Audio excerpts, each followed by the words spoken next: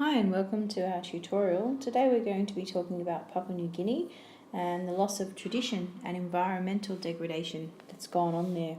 Is this a perfect storm for future problems? Firstly, we're going to look at is multinational corporations.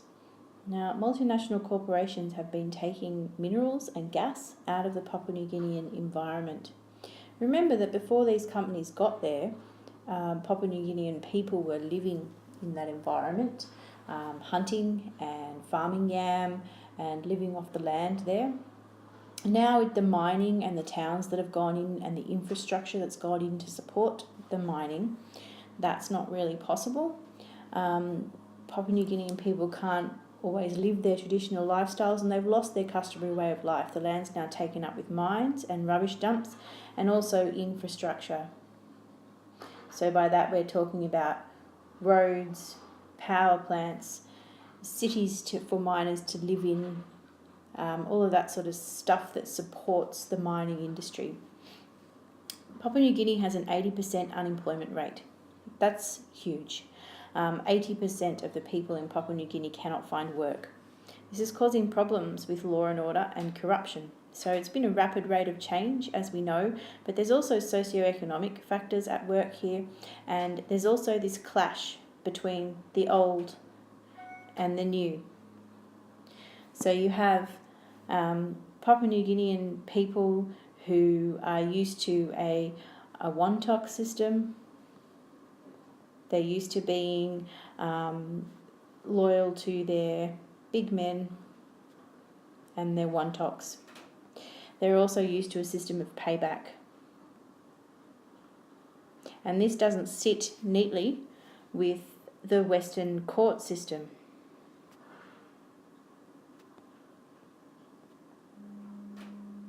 There's a clash there.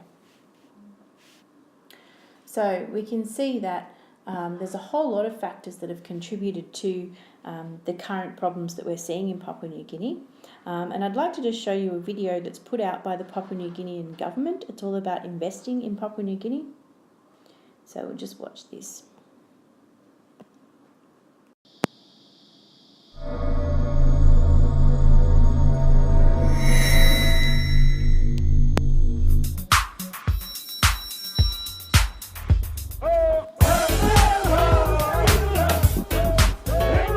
An independent state since 1975, Papua New Guinea is one of the most diverse countries in the world, with over 880 indigenous languages in a population of just 5.5 million people.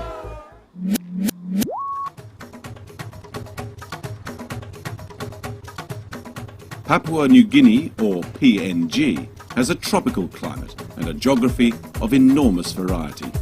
A strong business services sector, abundant natural resources, a plentiful supply of affordable labour and a pro-business regulatory environment mean Papua New Guinea is a better place to do business than ever before. Business conditions have improved immensely over the past 5 years. The government continues to deliver balanced budgets. Interest rates for business are still low. Foreign reserves are high and GDP growth is healthy. The mining and petroleum sector is still PNG's #1 export earner and a major contributor to the economy. The sector is thriving and many significant opportunities exist, both upstream and downstream. The largest of these projects is without doubt the $15 billion PNG LNG project, led by ExxonMobil, a liquefied natural gas project of global significance. The project is expected to start exporting gas to overseas markets in 2014. Some estimates suggest this massive 30-year project could double the country's gross domestic product.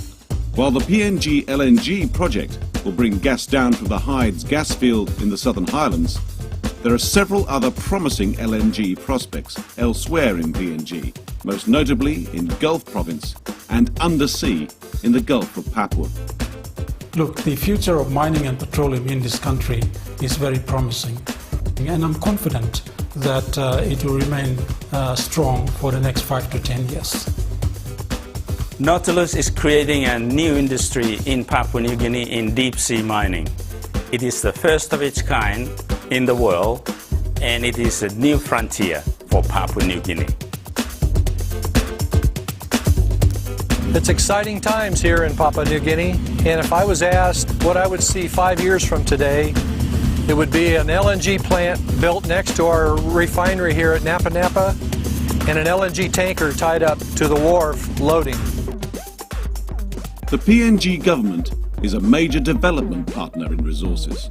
It has created two entities, the Mineral Resources Authority and Petromin, to assist resources companies in new exploration and development. Most Papua New Guineans rely on agriculture for their livelihoods. Rich soils, excellent rainfall and organic farming methods mean Papua New Guinea's coffee, palm oil, cocoa and copra is among the best in the world. Growing conditions in Papua New Guinea suit a wide range of agricultural crops and livestock. Trukai's business and agribusiness is based on a very solid domestic market and a growing international interest. The country has a solid and cost-competitive workforce and an improving infrastructure. Given its close proximity to Asia-Pacific markets, the future of agribusiness in Papua New Guinea is good. Versatile palm oil is a particular growth area.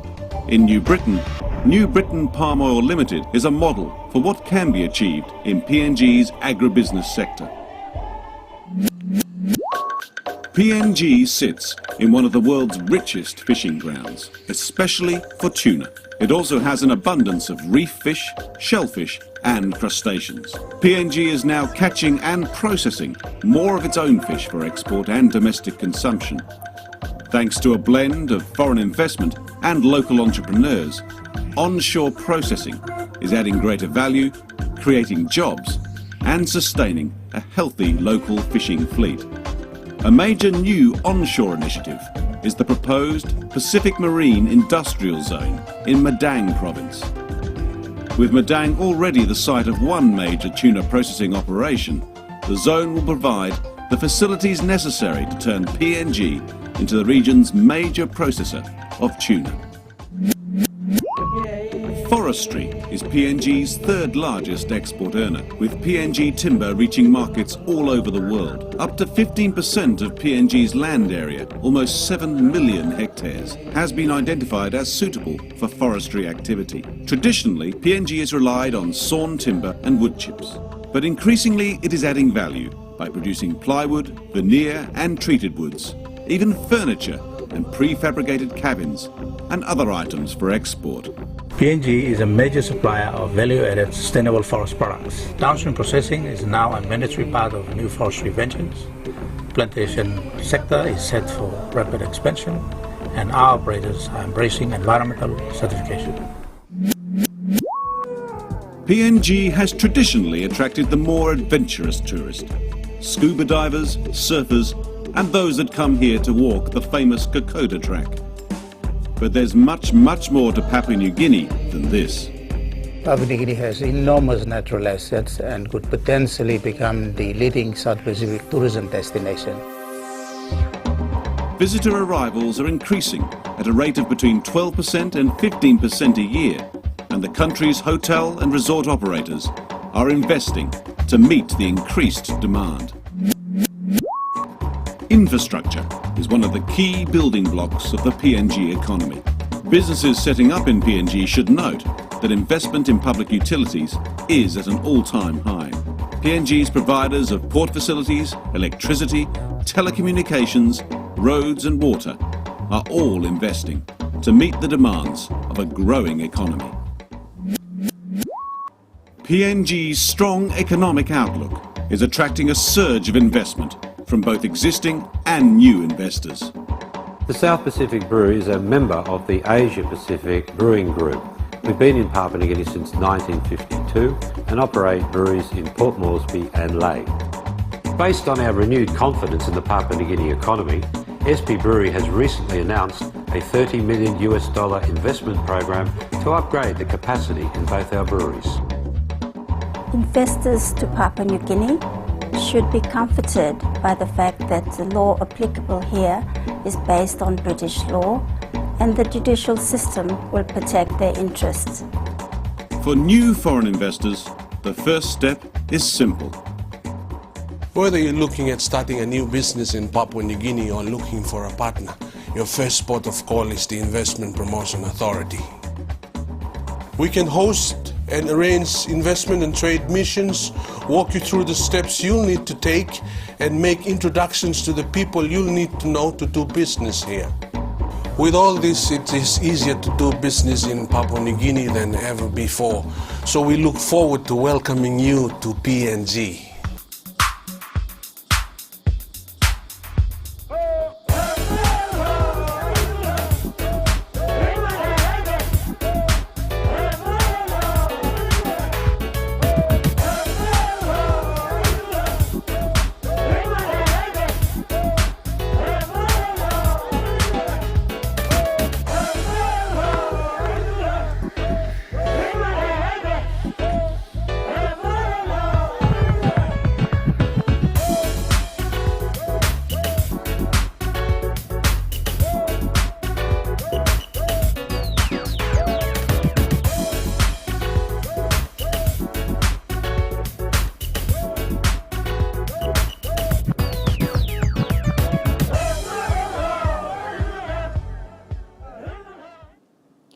Okay, so I let the credits roll there because I wanted you to see the list of sponsors, all of the corporate and corporations involved in producing that video that was actually put out by the Papua New Guinean government.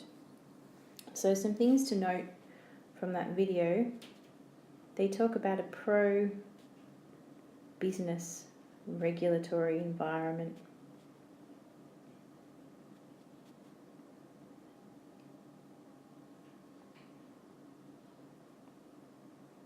What is a pro-business regulatory environment? Well, it's an environment where the regulations are not going to stop you doing business. So things like workplace health and safety regulations, regulations about minimum wages, that sort of stuff, and all of our environmental regulations about pollution, things that we have in Australia, don't apply in the same way in Papua New Guinea because they have a pro-business regulatory environment. So basically what the video is saying is bring your business to Papua New Guinea and our laws and regulations aren't going to stop you from doing business. The next thing I want you to note about that video is that all of the money that's being made in Papua New Guinea is about resources. There's mining, petroleum, forestry, fishing, agriculture, all of which involves natural resources. But the other thing that they talk about there are human resources. They talk about having this ready workforce that's available to come and work in your business if you set it up in Papua New Guinea. So the idea is that businesses from other countries come into Papua New Guinea and capitalise on their resources. Now, if we think about that in terms of Rosto's model of economic development, and Papua New Guinea is here,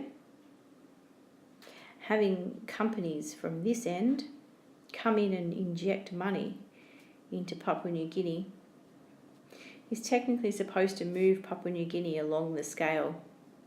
But what happens is they come and take the resources out of Papua New Guinea and they take the dollars.